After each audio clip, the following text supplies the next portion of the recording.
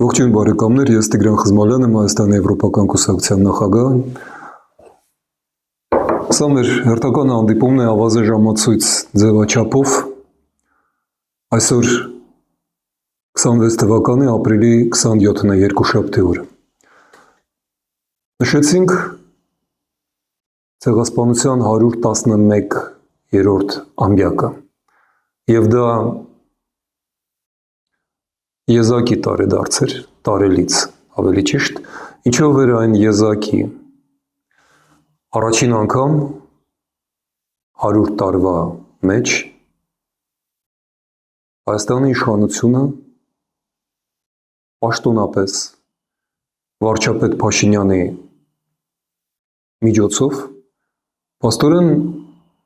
ընդունեց եւ բարձրաձայնեց իլուր աշխարհի այն, ինչ մեկ դար շարունակ պնդում էին թուրքերը։ Բառացիորեն ես չկարողացա դա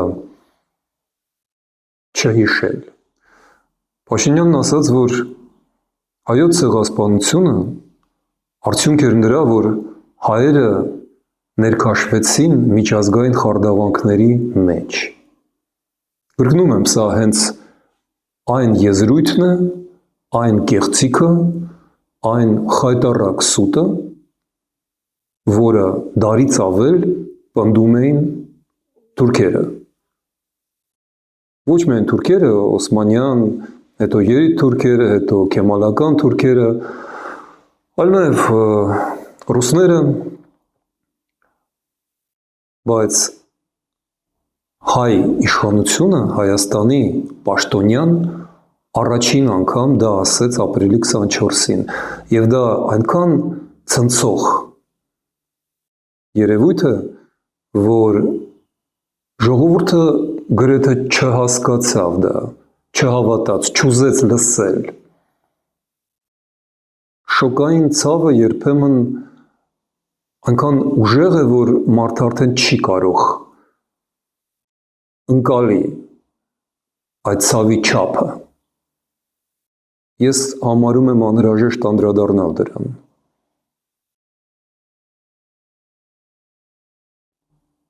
Կարծես թե մերժելու, ժխտելու, առարկելու,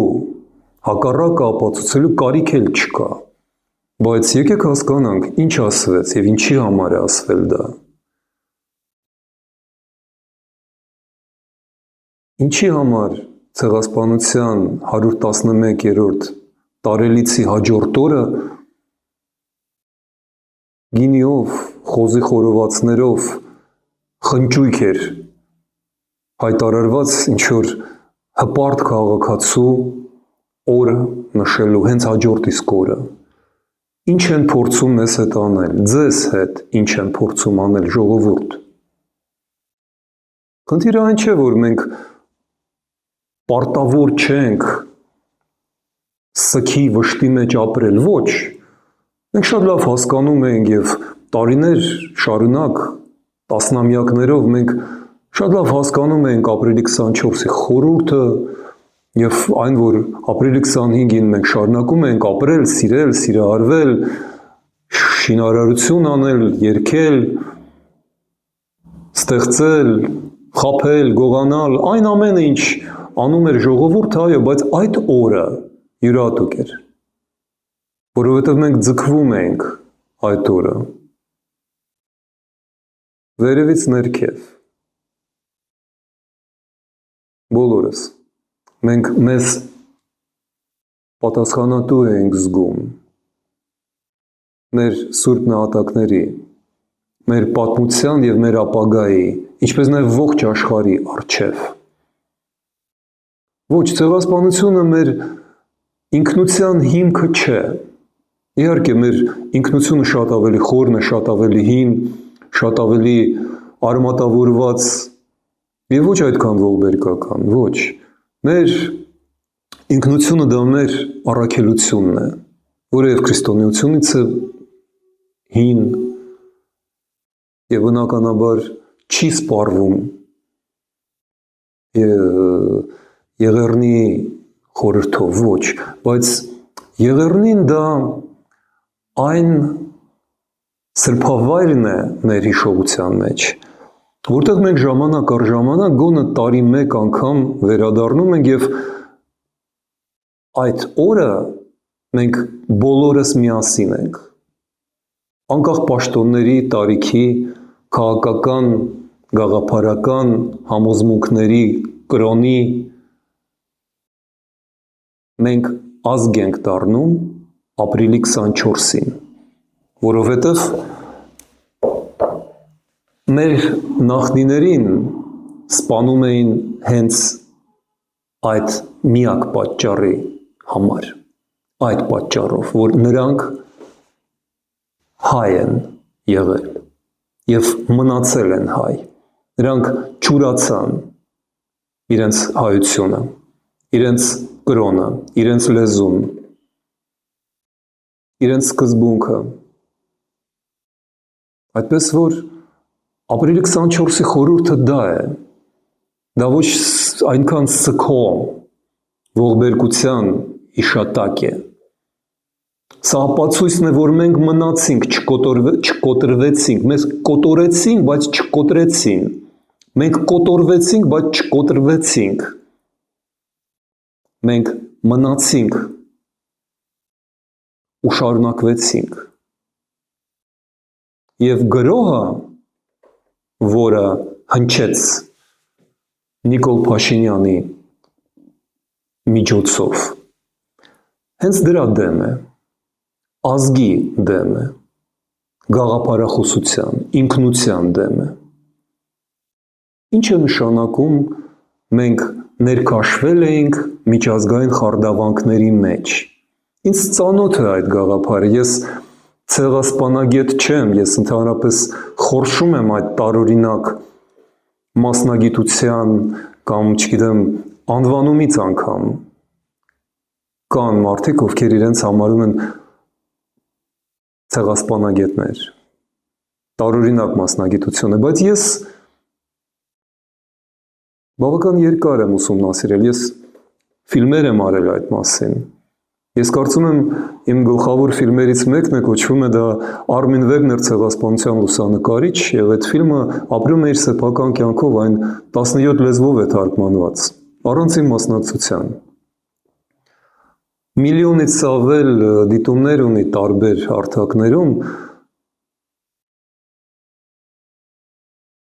որոշ երկրները Լեհաստանը, ես հիշում եմ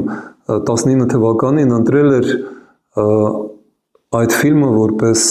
20-րդ դարի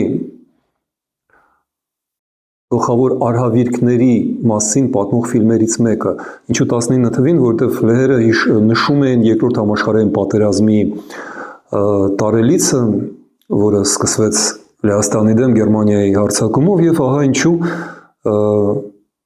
ընտրեցին 30 ֆիլմ, որոնցից մեկը իմն էր, Արմին Վեգներ ցեղասպանության լուսանկարիչ, ես չեմ խոսի ֆիլմից մասին, ես պարզապես հիշեցնեմ, որ 2005 թվականից ես շատ խորը զբաղվում էի այդ թեմայով և ես բավական շատ գիտեմ, թե ինչից սկսվեց ցեղասպանությունը, այն ինչ մենք անվանում ենք ցեղասպանություն, իմիջիալոց ընդհանուր տեղ է արդեն ապրիլի 24-ը ցեղասպանության սկիզբից, երբ է եղել ցեղասպանության ավարտը, այն ինչ ունի սկիզբ ունի ավարտ, որտև 15 թվականի Եղեռնը ունի հստակ թիվ թվական տարի ավարտի, դա գիտեք որն է, 1921 թվականի մարտի 16-ը, Մոսկովյան պայմանագիրը, որով Լենինը Քեմալին նվիրեց, հանձնեց Արևմտյան Հայաստանը, Նախիջևանը, իսկ նույն 21 թվականի հունիսին Ստալինը փոխանցեց Ադրբեջանին, որը Թուրքիայի և Ռուսաստանի փոխզիջումային մի ստեղծագործություն էր, փոխանցեց նաև Արցախը, պետք է փոխանցվեր նաև Սյունիքը, Զանգեզուրը, դրան խանգարեց Նժդեհը, ով հասկացավ աշխարհաքաղաքական իրավիճակը և դիմադրեց այնքան ժամանակ, մինչև որ Մոսկվան փոշմանեց այդ մոսկովյան պայմանագրի կամ ավելի ճիշտ գիտակցեց, որ թուրքերը իրենց խաբեցին, բայց այսօր այդ մասին չէ խոսքը։ Թուրքերը խաբեցին Լենինին 21 թվականին, դա Քեմալն էր, Ինոնյուն խաբեց Ստալինին 44-45 թվականին, 94 թվականին Հեյդար Ալիևը խաբեց Ելցինին, 2020 թվականին ու 23 թվականին Իլհամ Ալիևը խաբեց Պուտինին, այդպես որ այո, միջազգային խարդավանքներ կան, բայց ասել, որ մենք դրա զոհն են գնացել, կամ ավելի ճիշտ դա չէր ասվել, ասվել էր, որ ցեղասպանությունը դրա արդյունքն էր։ Գիտեք, սա իսկապես վիրավորական է։ Վիրավորականը, որտեղ դա սուտ է, որովհետև ցեղասպանությունը դա փորձ էր պատժել հայերի ազատատենչությունը, ոչ ավել, ոչ պակաս, դա էր պատճառ ցեղասպանության։ Ես շատ լավ գիտեմ Բերլին-Բաղդադ երկաթուղու պատմություն, ավելի լավ գիտեմ, քան այն մարդիկ, ովքեր այսօր խարդավանքների մասին են խոսում։ Ես շատ լավ գիտեմ և բրիտանական, և ֆրանսիական քաղաքականություն, և Սայս-Պիկոյի, և Ուիլսոնի, և Լորենս Արաբիացու դերակատարությունները, բայց դրանք չեն եղել ցեղասպանության պատճառը։ Պատճառը եղել է այն, որ փլուզվող կայսրությունը, Օսմանյան կայսրությունը և ռուսական կայսրությունը միասին որոշեցին լուծել Հայաստանի հարցը, պատժելով հայ ժողովրդի ձգտումը դեպի ազատություն և անկախություն։ Ռուսաստանը Թուրքիայի հետ միասին։ Այսինքն դա մեզ պատժելու միջոց էր։ Պատժելու այն բանի համար, որ մենք չենք ցանկացել ձուլվել, անհայտանալ, ընդունել օրինակ իսլամ կամ ուղղափառություն, փոխել մեր լեզուն, մեր կրոնը, մեր ինքնությունը, դառնալ թուրք, ռուս, քուրդ, պարսիկ, ընդամենը մնալ հայ։ Դա էր մեր հիմնական ցանկությունը։ Այդ ցանկությունը պահանջում էր պայքար և ինչ-որ մի քաղաքական ձև։ Այդ ձևը դա պետականությունն էր, անկախ պետականությունը։ Այն ունենալու համար էր հայ ժողովրդի ազգային ազատագրական պայքարը։ Հնդկաստանում և Վենետիկում գրվող օրենքներ ու Կիլիկիայում գրվող օրենսդրությունը, սահմանադրությունը, քաղաքական կուսակցությունները, Վանի և Մուսադաղի հերոսական ինքնապաշտպանությունը, Առաջին հանրապետությունը, Սարդարապատի հերոսամարտը, դա էր մեր ինքնությունը, հայությունը պահպանելու ձևը, ուրիշ ձև չկար, կամ ձուլում, կամ պայքար, նույնն է աշխատում և բնության մեջ։ Եվ ասել, որ դա խարդավանք է, ընդամենը նշանակում է ասել, որ չպայքարեք, չդիմադրեք, ինչ էին մեզնից ուզում, դարձնել մեզ մի ուրիշ բան, թուրք, ռուս, դառնայիք, ձուլվեիք, չկոտրվեիք, չկոտորվեիք։ Դա էին ասում թուրքերը, հիմա էլ են ասում։ Ասում են դուք դավաճան եք, դավաճանել եք Օսմանյան կայսրությունը, պայքարել եք այն երկրի դեմ, որտեղ ապրում եք։ Ինչու ենք մենք ապրում Օսմանյան կայսրությունը։ Մենք մեր հայրենիքում ենք ապրում, որը զավթված էր։ Այո, մենք զավթված էինք, բայց մենք մնացել էինք հայ, դա էր մեր մեղքը, չձուլվեցինք, պայքարեցինք, դուք դրա համար եք մեզ սպանում, և հիմա, երբ որ Հայաստանը գլխավորում են մարդիկ, ովքեր ընդունում են այդ թուրքական և ռուսական թեսը, նշանակում է, որ 111 տարի անց Հայաստանի ղեկավարությունը պաշտոնապես ընդունում է հայ ժողովուրդը չէ,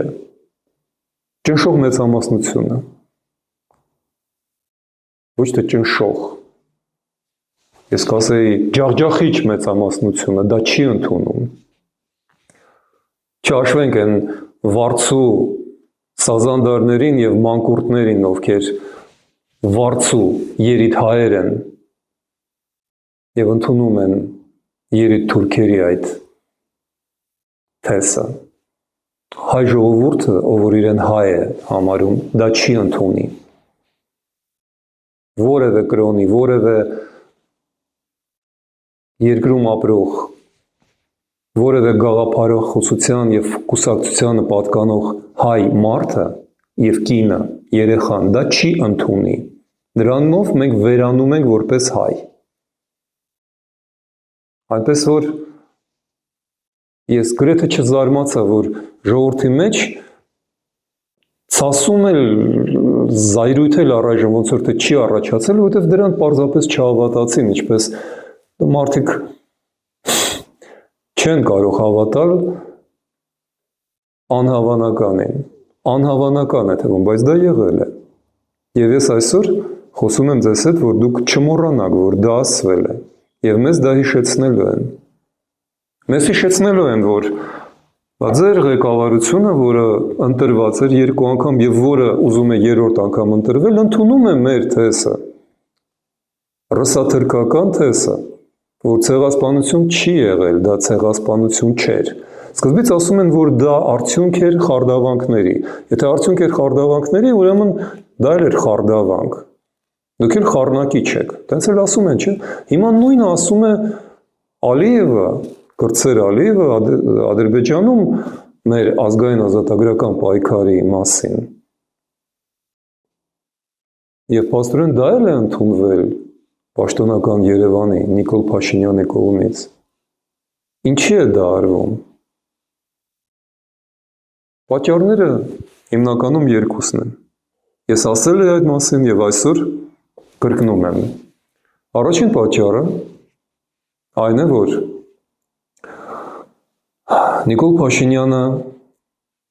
ստացել է վերընտրվելու երաշխիքներ Ադրբեջանից, Թուրքիայից և Ռուսաստանից, դա ակնհայտ է և դա պետք չէ ապացուցել, որտև այդ մասին ուղիղ խոսում են և Ադրբեջանի բարձրաստիճան պաշտոնյաները և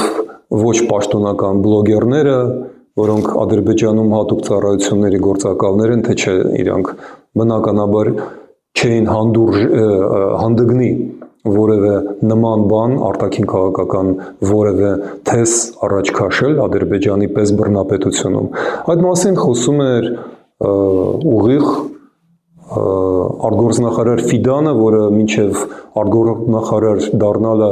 հատուկ ծառայությունների ղեկավարն էր և որը համարվում է Էրդողանի ժառանգորդը, հաջորդ նախագահը, այդ մասին խոսում էին և խոսում են ռուսները, Պուտինն է ասում, որ մենք խնդիր չունենք Փաշինյանի հետ, միայն թե պայման է դնում, որ չխանգարեք, որ ձեր հետ ձեզնից մի փոքր ծանր տոկոսով վերընտրվեն նաև իմ ավանդական դրացոները, որոնք արդեն կան խորհրդարանում և վերարտադրվում են։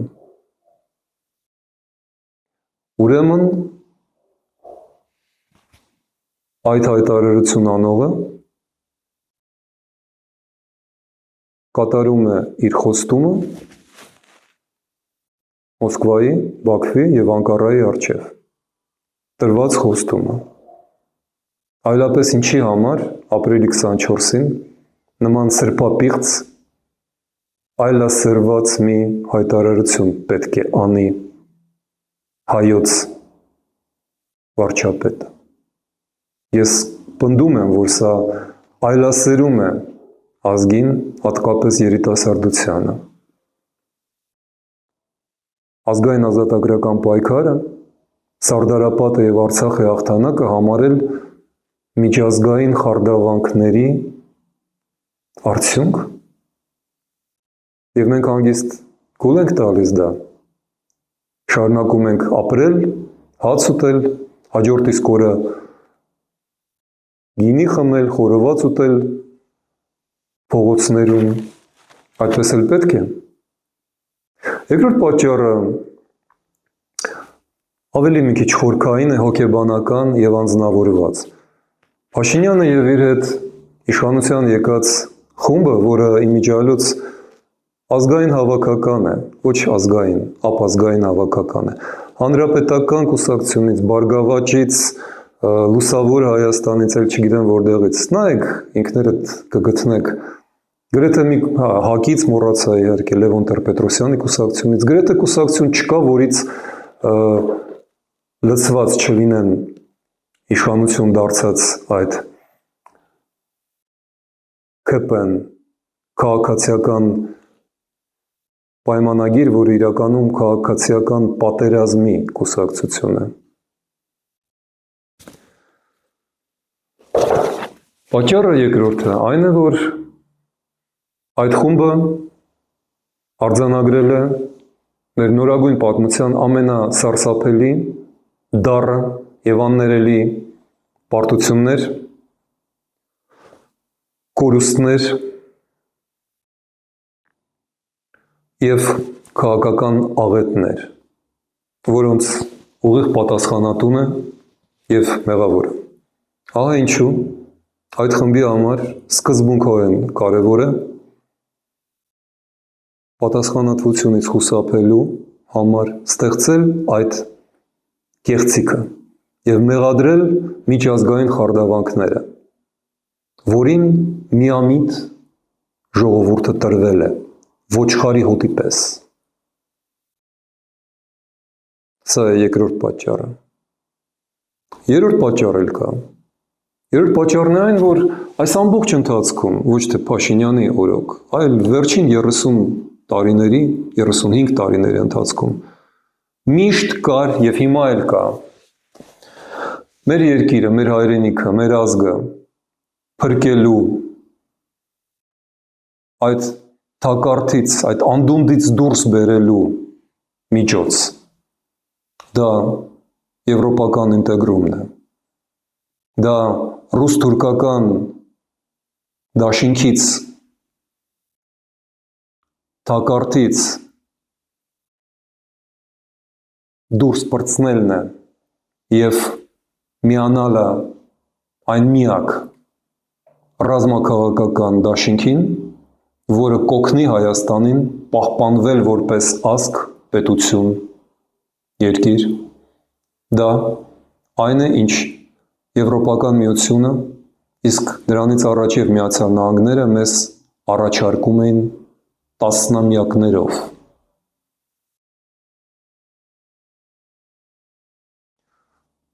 Եվ դա այն է, ինչ Լևոն Տեր-Պետրոսյանից սկսած մինչև Նիկոլ Փաշինյան Հայաստանի իշխանությունները մերժում են։ Մերժում են նաև հիմա։ 1 տարի և 2 ամիս առաջ ընդունված եվրաինտեգրման, եվրաանդամակցության, Եվրամիության անդամակցելու օրենքը, որը նախաձեռնել է Եվրոպական կուսակցությունը և մեզ միացած ևս 2 կուսակցություն և մի շարք հասարակական կազմակերպություններ, որոնք հիմա հրաժարվել են այս ընտրություններում վերադառնալ մեզ հետ դաշինքի կամ գոնե իրար հետ դաշինքի, որպեսզի մտնել խորհրդարան և իրականացնել այդ օրենքը։ Իրանք հրաման են ստացել չմիանալու, ոչ միայն մեզ հետ չմիանալու, իրար հետ անգամ չմիանալու, շատ լավ իմանալով, որ առանձին չեն կարողանա հաղթել և խորհրդարան անցնել այդ ռսաթրքական միավորված ոհմակի դեմ, բայց իրենք հրաժարվեցին միանալ։ Ուստի պատասխանատվությունը կիսում են Փաշինյանի կառավարության հետ միասին։ Նիկոլ Փաշինյանը 8 տարի առաջ կարող էր շտկել Հայաստանի սխալ ընթացքը։ Նա ստացավ ժողովրդի քվեն 2018 թվականին և դա անցյալի հետ հաշիվները մաքրելու և քաղաքակիրթ աշխարհի հետ միանալու քվե էր։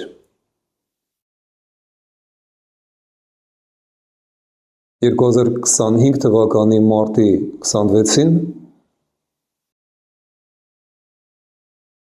նա մեկ անգամ լսեց դեմոկրատական ընդդիմությանը և ընդունեց մեր նախաձեռնած օրենքը, և դա նշանակում էր, որ մնում էր ընդամենը մեկ քայլ անել, ձեռքը մեկնել, Եվրոպայի բաց դռները մտնել։